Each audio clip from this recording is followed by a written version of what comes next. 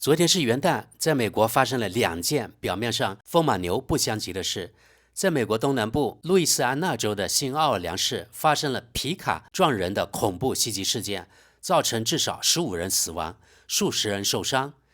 几小时后，在美国西部拉斯维加斯的特朗普酒店前，一辆特斯拉电动皮卡爆炸起火，造成1人死亡。新奥尔良的袭击者贾巴尔是一名来自美国德州的美国公民和退伍军人。贾巴尔曾在美国陆军担任多个职位，包括人力资源和资讯技术，直到退伍。他在2009年2月至2010年1月期间被派遣到阿富汗，所以他是一位土生土长的美国人。美国联邦调查局 FBI 表示，在贾巴尔驾驶的车辆上发现了一面伊斯兰国旗帜。这2起事件是否有必然联系呢？这个可能要看后续综合各种资讯了。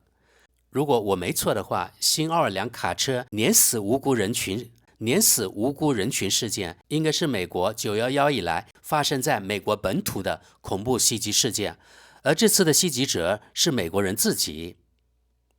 现在我们来看看德国《世界报》的报道。我必须说明一下，在我翻译整篇报道后，原文被自动更新了，里面有的段落被这家德语媒体的编辑做了不少修改，所以有的地方不太吻合，但大意是对的。新奥尔良15人死亡，袭击者贾巴尔曾在阿富汗担任美国士兵，并宣誓效忠伊斯兰国组织。在美国新奥尔良，一名男子驾车冲入人群，至少15人丧生。就在致命袭击发生前几小时，这名司机还在社交网络上发表了评论。一名司机在美国南部大城市新奥尔良市中心冲向人群，造成至少15人死亡。据验尸官办公室称，遇难者人数已从元旦当天的10人增至15人，另有33人受伤，被送往5家医院。该男子在与警方的枪战中丧生。据警方和多家美国媒体报道，这名男子叫沙姆斯德·丁·贾巴尔，现年42岁，是来自德州的美国公民。贾巴尔显然是一名房地产经纪人，他曾在美国陆军服役10年，在那里担任 IT 专家。纽约时报公布的犯罪记录显示，他曾2次受到犯罪指控，分别是2002年的盗窃罪和2005年的无证驾驶罪。据该报报道，贾巴尔结过2次婚，第2次婚姻于2022年以离婚告终。他的房地产公司前一年亏损了2.8万美元，他还因法律费用欠下数千亿美元的信用卡债务。FBI 此前宣布将此案作为恐怖主义行为进行调查。FBI 在嫌疑人的车上发现了一面恐怖组织伊斯兰国的旗帜。联邦调查局目前正在调查嫌疑人是否与恐怖组织有联系，并请公众帮助寻找可能的同谋。袭击者可能不是唯一责任人。根据袭击者自己的陈述，他发动袭击的动机也是受恐怖组织伊斯兰国所驱使。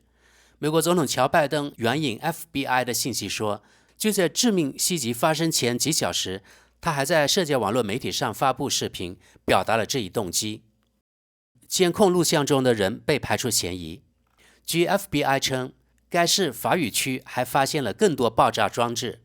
监控录像拍下了3名男子和1名女子，放置多个简易爆炸装置中的一个。不过，据报道，录像中的4人很快被排除嫌疑。一名调查人员告诉美国 CNN， 皮卡后面的冷藏箱里有几个自制的可能是爆炸性的物品。某当地新闻网站也援引调查人员的话称，一名身穿军装的42岁男子是肇事者。新奥尔良市市长也将这起犯罪描述为恐怖袭击。FBI 最初否认了这一说法，但随后又改变了主意。市长说，犯罪的细节和背景正在调查之中。他正在与白宫和路易斯安那州州长联系。白宫宣布已向美国总统乔拜登通报了这一事件，拜登正与当地调查人员联系。该市警察局长说，他一心想要制造大屠杀，这是一种有预谋的行动。这名男子试图碾压尽可能多的人。当局没有对可能的犯罪动机发表评论。警察局长说，2名警察在司机下车后遭到枪击，他们目前情况稳定。事件发生在法语区的2条主要街道运河区和波旁街的拐角处，是当地时间元旦凌晨。据美国 CNN 援引联邦执法部门的话称，这名男子驾驶的是一辆从休斯敦租来的福特 F150 Lightning 电动皮卡。美国总统乔拜登宣布对此类袭击零容忍，我向受害者及其家属表示同情。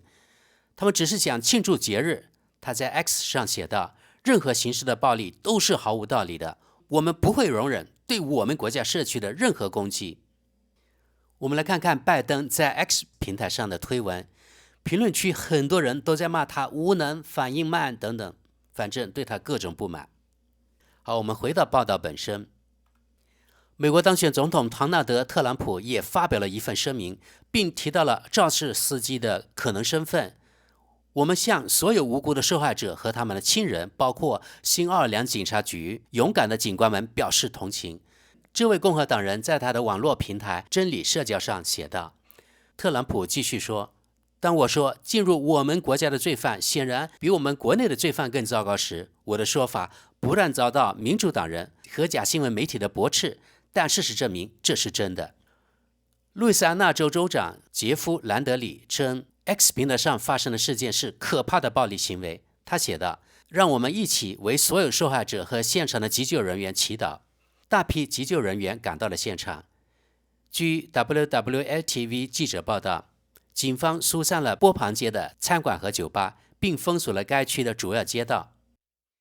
目击者吉姆·莫勒告诉哥伦比亚广播公司新闻 CBS News， 那辆白色皮卡高速从人们身上碾过。我们当时在街道中间，能够跑到人行道上，躲在一栋大楼的入口处。我们听到枪声，看到警察跑过去，直到听不到枪声，他才从藏身处出来。街上有许多伤员，不幸的是还有死尸。另据透露，7年前为防止车辆进入旅游区而安装的护柱目前正在更换，其中一些护柱在元旦期间显然没有投入使用。根据市政府的文件，拆除和更换繁忙的波旁街大约8个街区的护柱工程于11月18日开始。出席前一天，新奥尔良当局甚至发布了更换护柱项目的交通通告。调查人员就发生类似德国马格德堡的袭击事件发出警告。该美国媒体报道，美国多个城市的 FBI 曾就去年发生的车辆袭击事件向地方当局发出警告。一般来说，此类犯罪是有可能发生的，因此必须为此做好准备。据说当局还讨论了对德国马格德堡圣诞市场的袭击。这次袭击造成5人死亡，200多人受伤。新奥尔良是美国最受欢迎的旅游胜地之一。据市议会和警方称，在新年来到之际，部署了大量警力，许多出席派对都在法语区举行，包括男女同性恋、双性恋和变性者派对和一场滑稽表演。元旦当天，一场重要的大学橄榄球比赛唐杯也将在新奥尔良举行，但因这起袭击事件而推迟。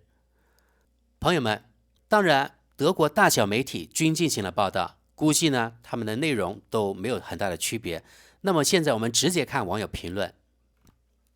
第一条评论，先是德国萨克森安哈尔特州，现在是美国路易斯安那州。2025年一开始就发生了与2024年年底相似的灾难。下一条评论，今年的开始和刚结束的一年一样可怕，我向死者家属和亲人表示哀悼，祝愿伤者早日康复。继续往下。1月20日，马斯克成为总统，特朗普成为他的顾问后，一切都会变得更好，还是反过来说？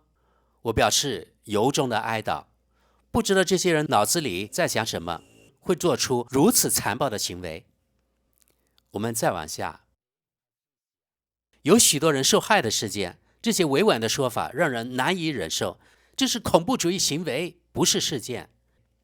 下条评论，除这次恐怖袭击外，除夕夜至少还发生了2起迟到袭击事件，这次分别发生在德国柏林和意大利米利尼。民众的安全必须再次成为政治议程的首要议题，不能允许这些袭击被视为正常事件，因为他们并不正常。我们还需要仔细研究我们的移民政策，因为许多袭击者来自特定的文化背景，在这方面我们有一个大问题。继续往下，如果阅读其他媒体，尤其是外国媒体，他们的报道不是什么事件或事故，而是恐怖主义行为、袭击等等。如果世界报能调整自己的表述方式，而不像德国公共媒体那样报道，那就更好了。我们继续往下。在过去，作为一个不伤害任何人的和平的人，你可以希望不被残忍的暴力行为杀害。而如今，只要你在错误的时间出现在错误的地点，就足以让人丧命。这个世界太变态了。我们来看看德国《时代报》的网友评论。第一条评论：特朗普和马斯克终于为他们的大规模驱逐计划找到了足够的顺风，这对特朗普来说再好不过了。继续往下，又是一个男人，总是一成不变，这太显眼了，政客们终于要做点什么了。我们再往下，这并不令人惊讶，这几乎是伊斯兰恐怖袭击的典型手法。下条评论：光荣退伍的美国老兵。下条评论：从2025年1月20日起，情况将发生变化。福克斯新闻刚刚报道，警方仍在拘留与此次恐怖行为有关的几名嫌疑人，这一行为似乎是提前策划好的。继续往下，司机是一名拥有美国公民身份的42岁男子，据说他出生并生活在德州。这应该会让特朗普的让美国再次伟大的支持者感到不安，毕竟德州被认为是典型的红州及右翼势力的大本营。我们再往下看，在马格德堡，一名在德国生活了20年之久的右翼激进的沙特人用车撞死人。在新奥尔良，一名美国出生的前陆军参谋军士长陷入了宗教极权意识形态的泥潭。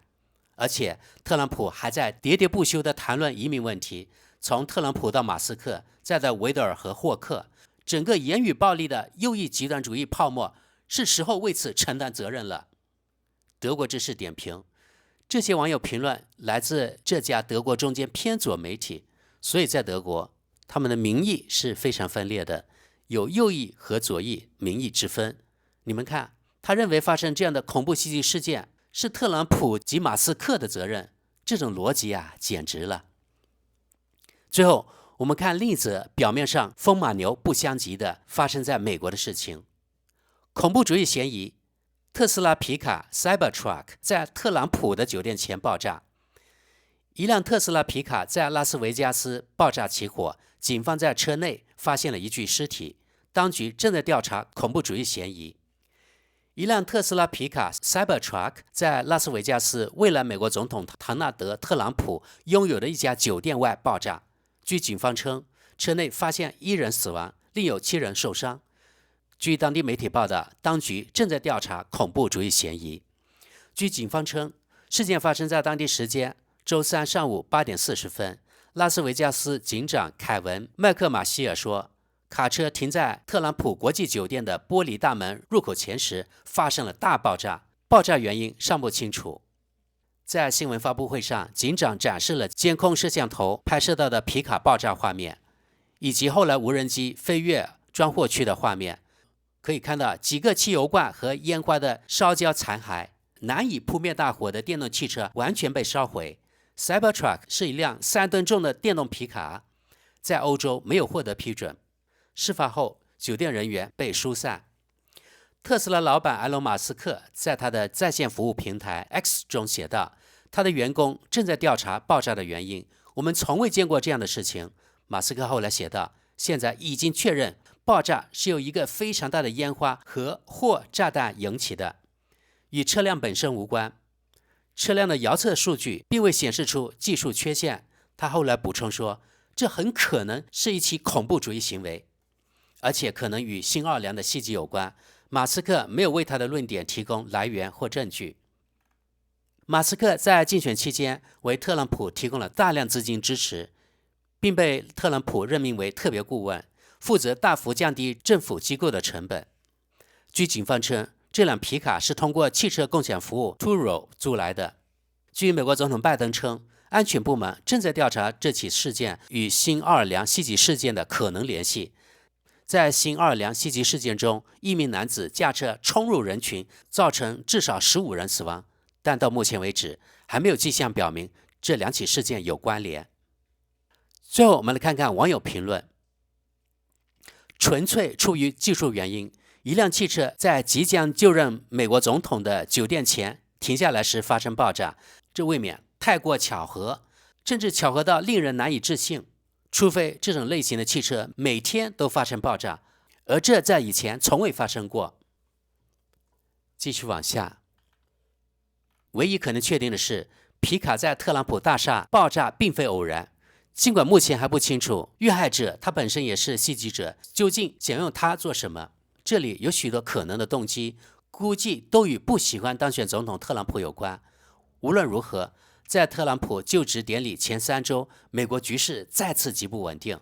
新奥尔良的袭击事件得到许多美国人，尤其是来自底层的美国人赞同的联合医疗保健公司经理被杀事件，还有特朗普和马斯克极端反劳工的政策，美国将会变得非常动荡。我们再次往下。总之，这有非常明显的象征意义，可能还会有更多。下一条评论。有模仿效应吗？我表示怀疑。拉斯维加斯的事件比新奥尔良晚了大约4个小时，当时是半夜。我认为如此迅速的组织车辆，尤其是采购爆炸物，是不现实的。我们再往下。